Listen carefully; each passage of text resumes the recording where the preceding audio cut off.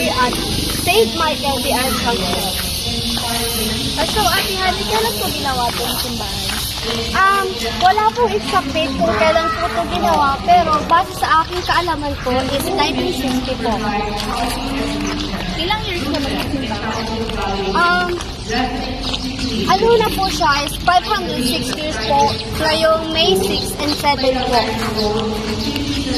Ate Hani, saan naman gawa ang simbahan?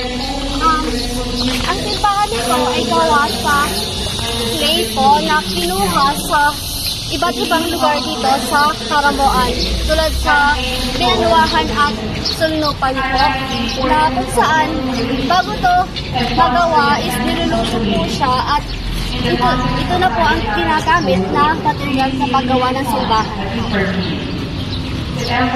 Ate Hani, bakit may mga damo sa taas? Yung damo po is galing po siya sa dumi ng mga ibon po na kung saan yun ang nagiging dahilan kung bakit may mga damo dyan po. Okay. Picture po kayo kung gusto niyo po. Sige po, Ate Hani.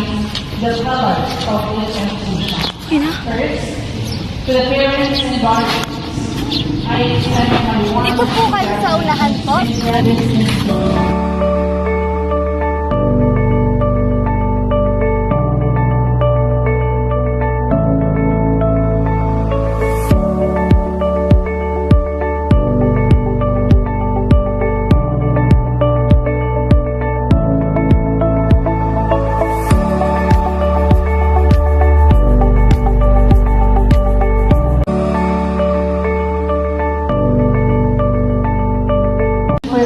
Kung gusto niyo pong pumasok, pwede po kayong pumasok, pero hindi po tayo gagawa ng ingay kasi may pasisimbahan po ito.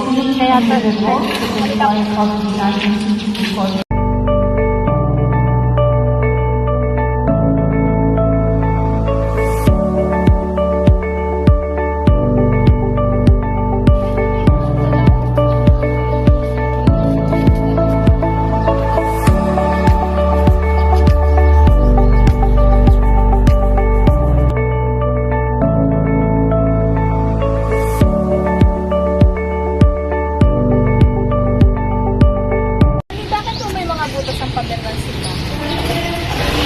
sa bukama ng bala po kasi po noong panahong sinakop po tayo ng Kastila, dito po sila naglaban-laban po. Then, ito pong simbahan na po to is dati po siyang evacuation center ng mga tao dito po sa Caramoan noong sinakop po.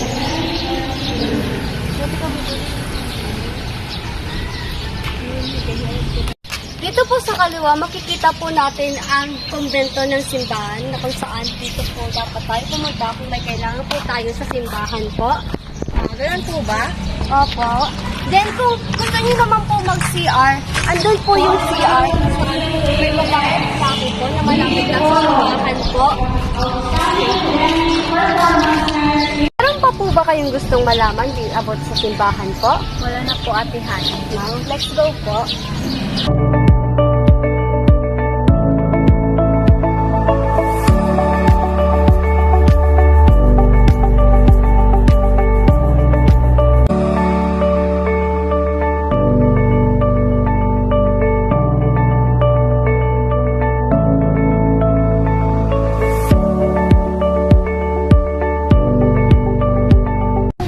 Tayo umalis. Let's do the head count.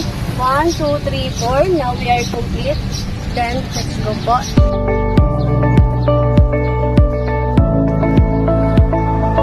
Once again, mabuhay. I'm Hani Roventa, signing off as your tour guide. Sana nag-enjoy kayo sa ating tour. Balik po kayo. Salamat. Salamat. Salamat po. Thank you po.